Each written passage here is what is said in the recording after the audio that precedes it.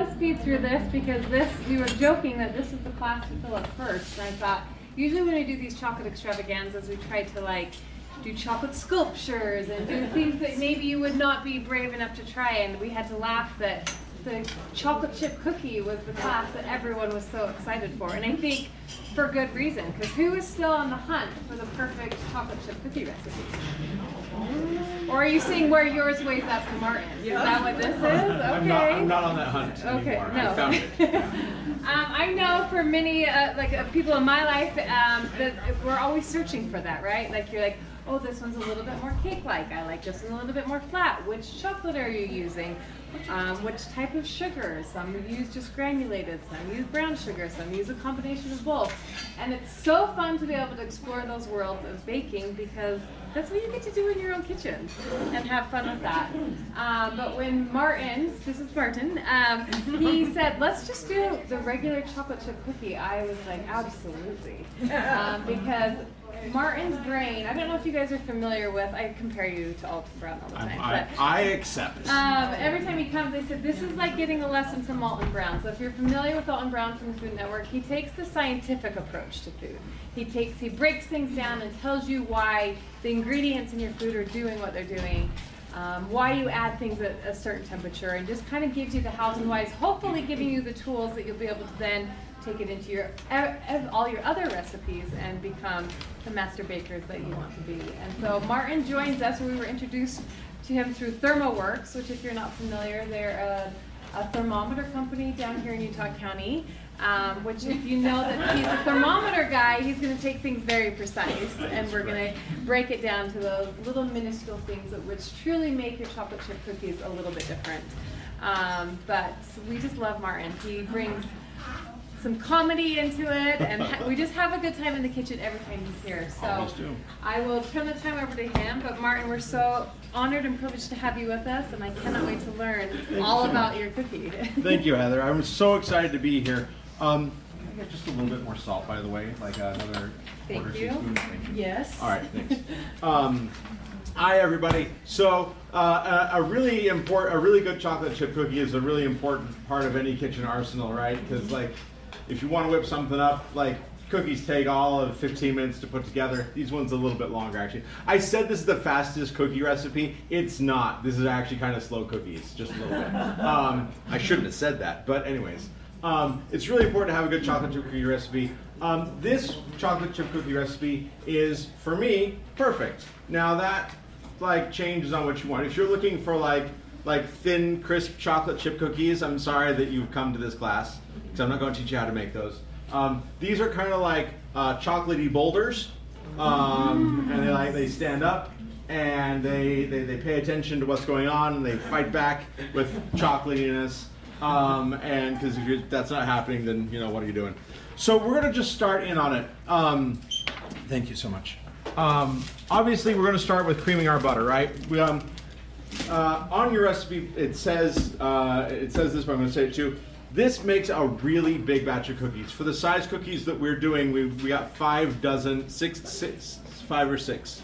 Depends on how much I eat. 5. We got 5. No, 6. Because there's 4 in, and we got 6 dozen cookies out of this. I'm happy to make that many cookies, but if you don't want that hanging around your house because maybe you lack self-control, then like, you can cut it in half. When you do that, just cut it down. So we have 3 eggs in this recipe. If you want to like beat an egg together and then weigh out half of it, that's between you and your kitchen scale.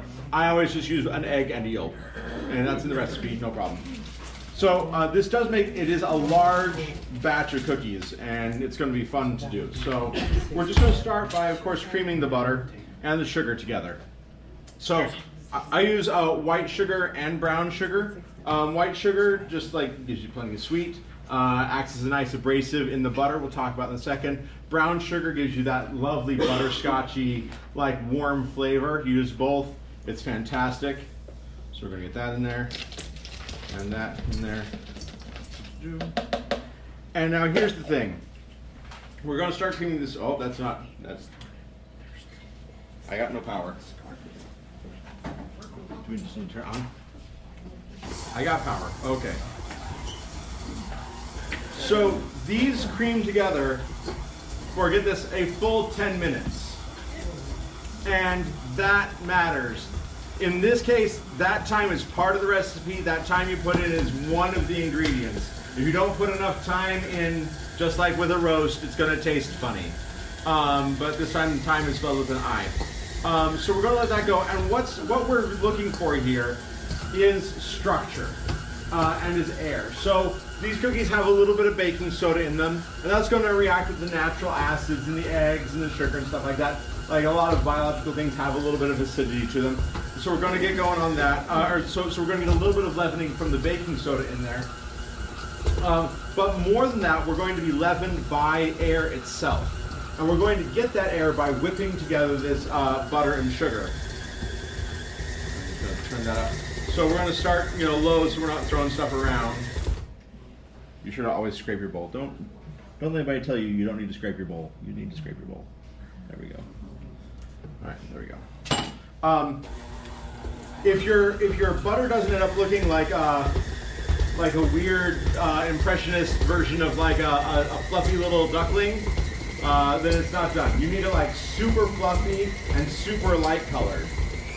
So we're gonna get that going. And what's happening as we do this is that sugar, both kinds of sugar, are they're abrasive, right? They're little granules, and they're getting scraped through the butter, and they're leaving behind tiny little channels of air that are sugar grain size. That's very tiny.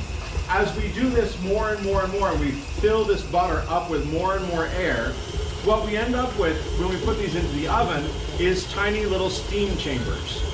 And as the heat increases, and we remember our perfect gas law, as our temperature increases, so our volume is going to increase. We're going to maintain a constant pressure. So our cookies are going to rise up a little bit, and they're going to get that structure in them before they can collapse. And what we're trying to do is have our cookies, there we go, yeah, we're at max, weapons at maximum. So that air is going to inflate while the starches and the proteins from the egg and the flour, while those set. Proteins set in place, they're really hard to get off. You ever let like some egg sit on a plate for too long after you've like fried some eggs, and you're not getting that stuff off, right? That's where the structure is coming from. The gluten protein in the flour, as well as the gluten, or as the protein in the eggs are going to set in place. The starches are going to gel. All this happens while the air is holding it up. So that's how we end up with a cookie that gets this wonderful texture to it. If you start with butter that is too warm and it gets too melty, you can't maintain the structure and your cookie flattens out. That's how you get like the thin, droopy cookie that I don't like. Is you're using warm butter. If you want that, you can melt your butter, add it to this, then you don't need to whip it for 10 minutes, because what's the point? It's already melted. There's no air channels being built up. Sorry, 1 second. I start with it just barely cold. Obviously it's going to become room temperature here. If you start with room temperature butter, you're going to be fine. No problem. Actually, this butter is probably pretty close to room temperature. We've had it sitting out for a little while out there while we were getting ready for class. But don't have like 80-degree butter or anything like that. That's just going to be a little too warm, and it's going to slouch down and do that. So before I learned how to do this the right way, I'm going to stop here real quick. I would look at this and be like, cool, my butter's creamed together. And you can see like the difference here, right? We've got this, I don't know, I'm looking up at the screen there. And then we've got this, and we see two different colors here, right? We can see a dark where it isn't creamed together as well, and a lighter where it's creamed together even better. I'm going to just store some of this right here on the top of the ladle or the paddle where it's not going to get disturbed. We're going to go a little bit further because, I mean, I've been talking for a minute, but not that many minutes yet.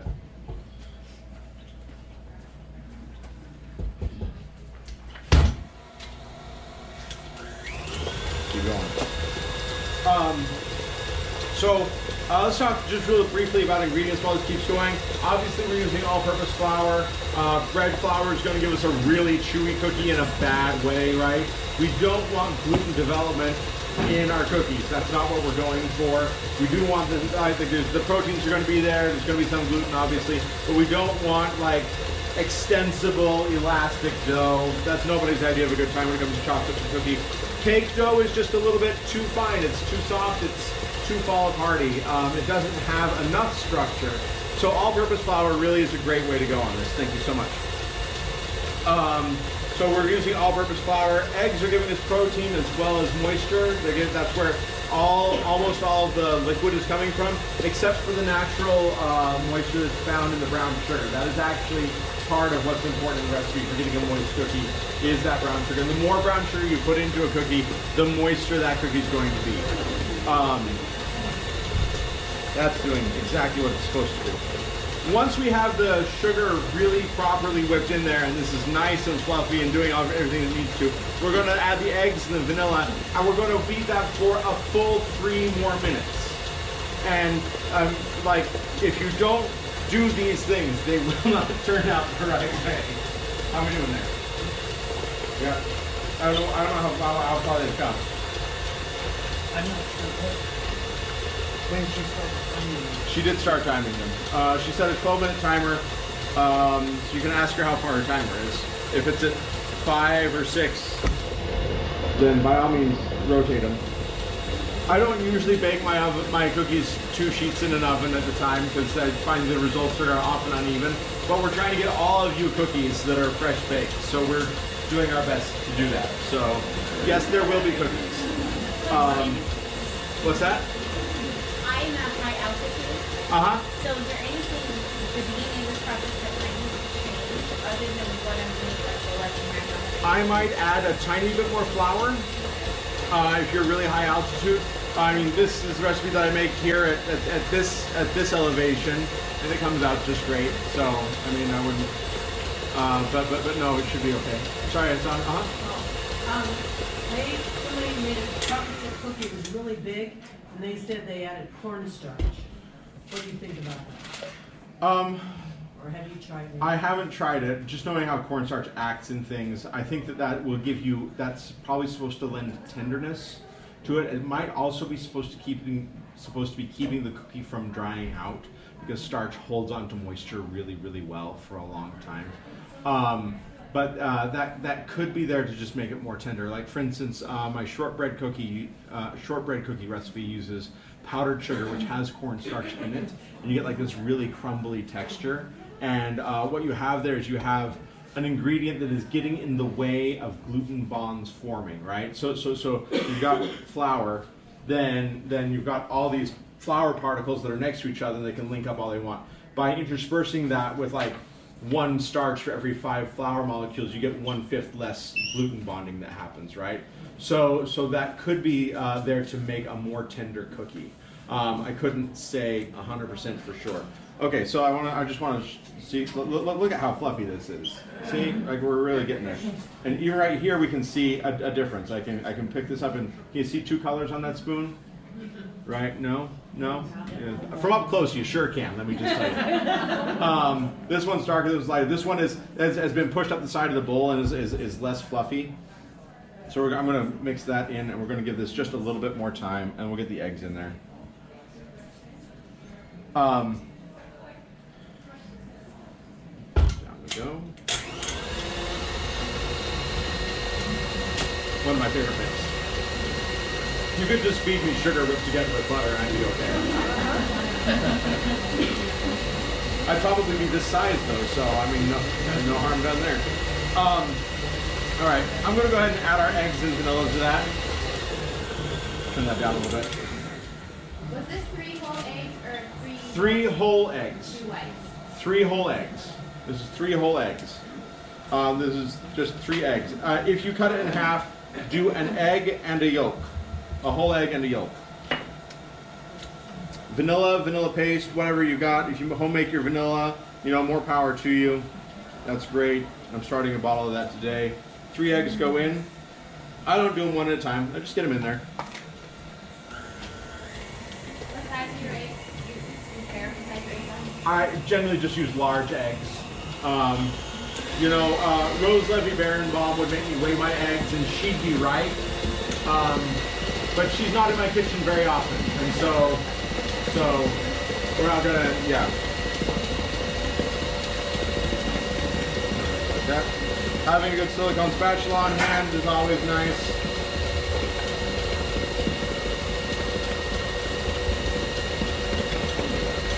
How we doing? Yeah, I don't know either. Well, how long are we into this thing? Anyone, when do we start?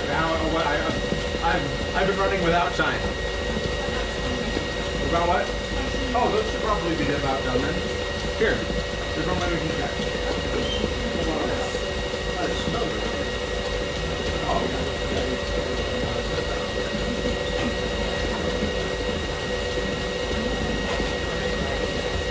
Cookies have a doneness temperature, fun fact. If you're unsure if your cookie is done, if you want at least 185 degrees. Anything over 205, 203, you're drying your cookies out unnecessarily. You got kind of a window there, but your bottom level is 185 degrees. Good, we're good. We're good. So anything over what level is? Anything over 185, you should be done. Yeah, 185. If you like your cookies a little bit on the doughier side inside, you know, if you like them a little bit more like squidgy, something like that, you can knock a degree or two off of that. You know, you can aim for the low end, and then if you like them a little bit more firm, you can aim for the high end. They are not gonna like if you want some nice blonde browning on there, they might go a little bit higher than 185. These are a lot closer to 190, 193, something like that. Yeah.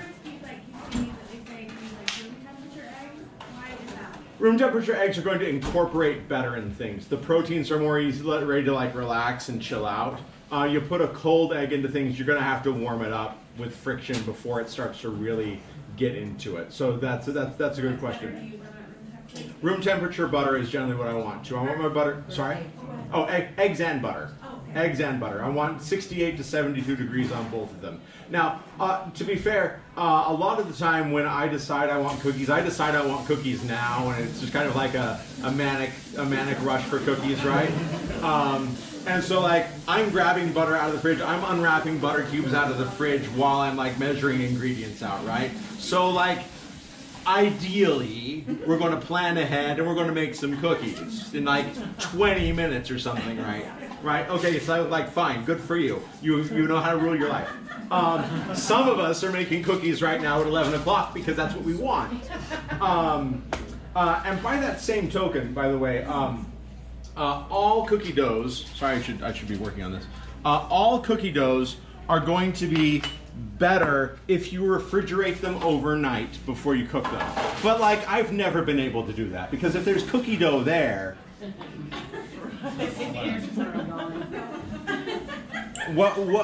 yeah, I mean, I think you get me. So we're going to mix together our flour, our salt, and our baking soda here just a little bit.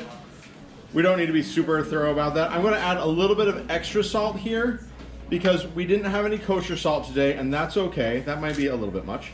I usually do this, as it says on your recipe, with salted butter, not with sweet cream butter. The salt is a really important element of this cookie. Like just having a cookie without any salt in it, it's fine. It's fine. You get that salt in there, it wakes the whole thing up. You taste the brown sugar better, you taste the flour better.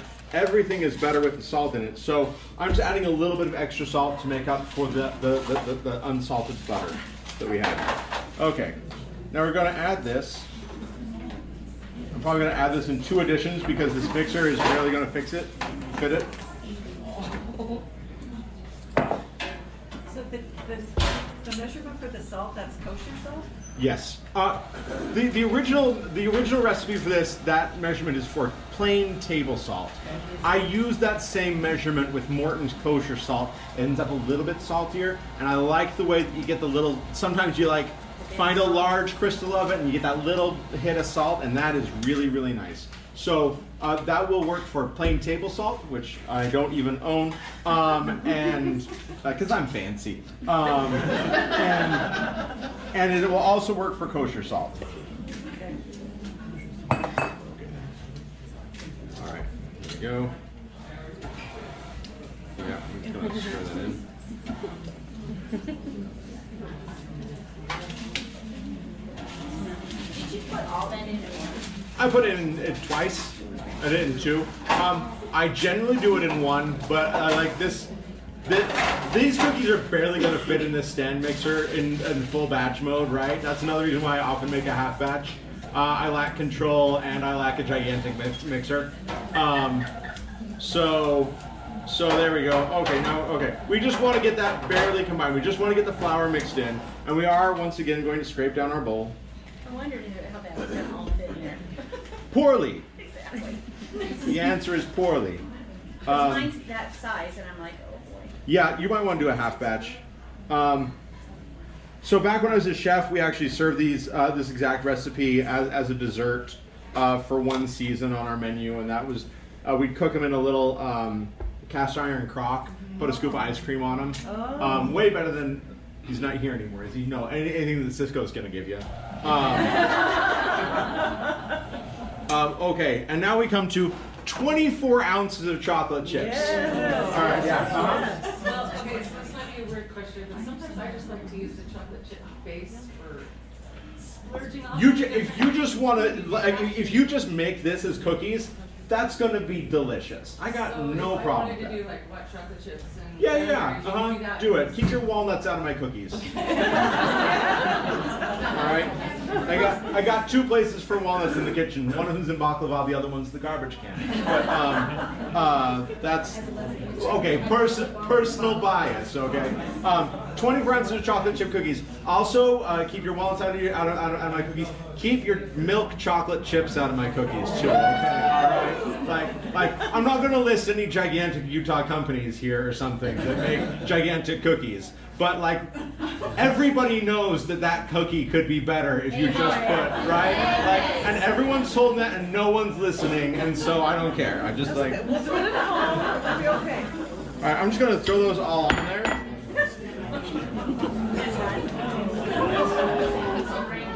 And we're just gonna pulse those in here a little bit. There we go. And what we're really going for here, is that locked down? That's locked down. What we're really going for here is an agglomeration of chocolate chips that are loosely held together with some butterscotch and flavored jam, right? Because I mean, yeah, that's what we're all looking for in life, right? Had a bad day, you need some chocolate chips. I guess you may as well hold them together with some dough. Okay, I'm just gonna, yeah. There we go. We're just gonna, okay, that is not locked down. I'll tell you what, that is, okay, well, we're gonna call that good. That's, my mixer has reached capacity. Do you have a favorite brand of chocolate chips? The chocolate chips in my hands. Okay. I really love, the ones we have here today are the Ghirardelli semi-sweets, available out on the bar. I really like those. Honestly, 90% of the time I'm buying Nestle Toll House. Like it's the original, and it still holds up to this day. Okay, now I'm gonna do this, but I'm gonna tell you why you shouldn't. Don't tell us why we should. I feel obligated. Eggs, nothing. Eggs and flour. The eggs are dangerous. The flour is dangerous when it's uncooked too. So, in fact, there are flour recalls almost every year because of E. coli tainted flour. Until you've cooked the flour to 160 degrees Fahrenheit or 140 degrees Fahrenheit for an extended period of time, it is technically a raw food and unsafe to eat. And so I'm going to tell you that you should not, under any circumstances, eat raw cookie dough because you're taking your life in your hands, okay? And you've been doing that method for how long? Eating the cookie dough? Raw. Raw my entire life. But my sous chef one night made a batch of this and he went a little crazy on it and he was sick the next day. He said it was a burrito, but the other cooks told me no, he just ate a lot of cookie dough. So, you know, like, it does happen. It does happen. You want your cookies warm, right? Yes. Right. I'm gonna go in here and grab one of these. So what we end up with when we do this is this really lovely texture. All right, like great shape, nice height to it, right? I do recommend using a cookie scoop. You get much more even cookies. Size. Size, What color scoop was this? No one knows. I did not scoop it. Huh? Blue. It looks like. It looks like a blue one. I have a red one at home, which makes, because look, the size to colors are pretty standardized.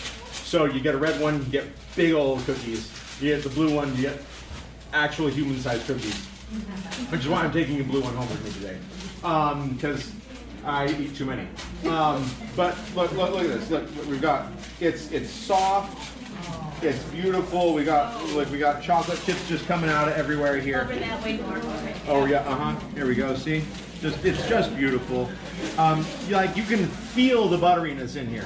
We started with I don't know if you noticed this, a full pound of butter. There's a full pound of butter here because I'm not messing around. What brand of butter do you like? Not margarine. But like honestly, like as long as you're using butter, it's fine. You don't need to fork out the extra dough, as it were, for like European style butter or something like that. Like if you are buying Costco butter because that's cheapest, buy Costco butter because that's cheapest and it's great and it's fine. I saw a hand up here. I was imagining a hand up here. Okay, that sounds good. Yeah. So with the extra dough, like if you have to make a big batch with the extra dough, can you make the balls and freeze them? Absolutely. And then you can just take one out and eat it frozen. You know, except for there's raw eggs and raw flour in it.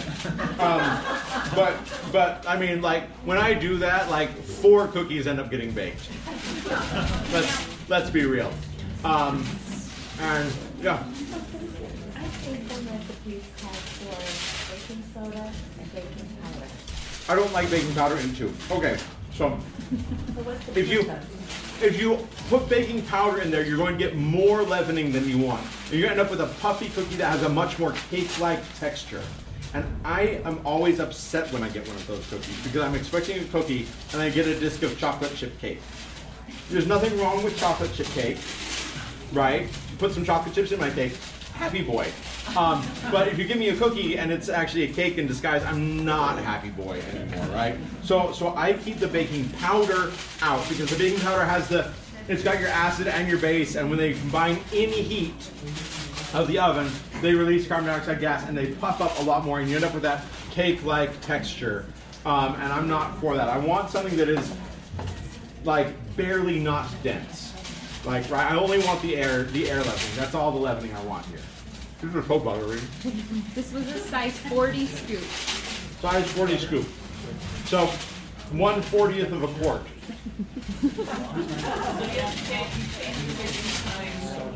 If they're larger, smaller, spice. Yeah, exactly. So these were done in about 12, 15 minutes.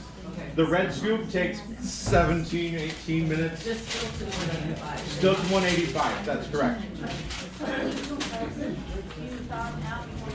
Yes, thaw before cooking. Actually, no, you can do them raw. Sorry.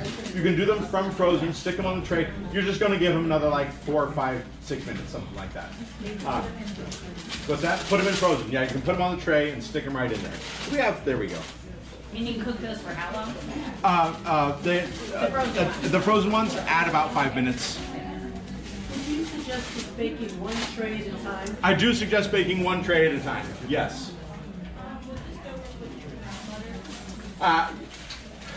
Interesting question. Will this dough work with brown butter? If you brown your butter and then while it's semi-solid, stir it up so the butter solids are all through it, and then you cool it, it's going to probably work. But brown butter, it's kind of weird having the water in the butter that is there before you brown it actually gives the butter more texture, more structure. So you end up with a slightly less structural integrity with brown butter. Now, I love to, and do this, make your life better, get a pound, 2 pounds of sweet cream butter, unsalted, brown it, pour it into a jar, mix it when it's partway cooled, and now you just keep that on the counter and you can have brown butter toast anytime you want, and your life will change and for the better. But if I wanted to make brown butter cookies, probably what I would do is I would clarify some butter and brown it, and I would pour the butter off and use that as ghee that I can use, and I would harvest that brown butter from the very bottom of it, and I would add that to my cookies just as a flavoring agent, and cut out a little bit of the butter according to it. But I would not want to brown all the butter, remove all that water to it that is water that's going into the dough as a hydrator, and then try to make the same cookie out of it. Great question. Good enough answer? Okay, great. Yeah. Do you weigh your flour? I do weigh my flour All the time? because it's always different if you don't, right? Weigh your flour, 32 ounces of flour for a full batch, 16 ounces of flour for a half batch, and use a scale and do that. Otherwise, it never works out.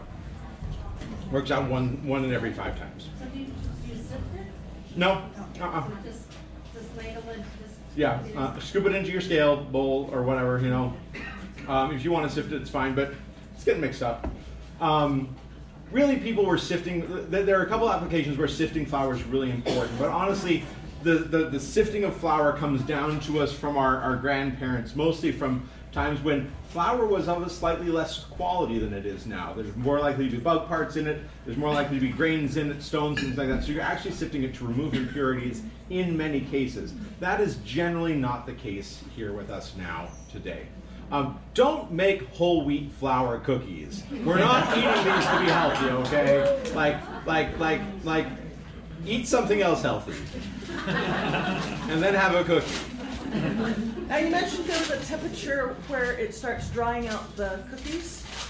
Yeah, I don't like to cook my cookies past 203 degrees. You're going to end up with some dry and some sad and some. That's when. No, that's Fahrenheit. 203 Fahrenheit, which is about boiling temperature at this elevation, roughly speaking. So when you hit that temperature, the water starts to go out real fast. Now, because I'm up at the altitude, should I be increasing the temperature? No, because your cookie proteins don't care about elevation. Proteins just care about thermal input. So your proteins are going to denature and hook together at the same temperature up in Park City as they will down in Death Valley. It's only for things like sugar, syrups, and things like that we worry about this temperature differences. Same goes for steak and turkey and everything else. All right, anybody else? Have I taken the time allotted to me? Have I taken more than my time? I don't know. But I finished the cookies, and I think we've had a great discussion. So thank you so much.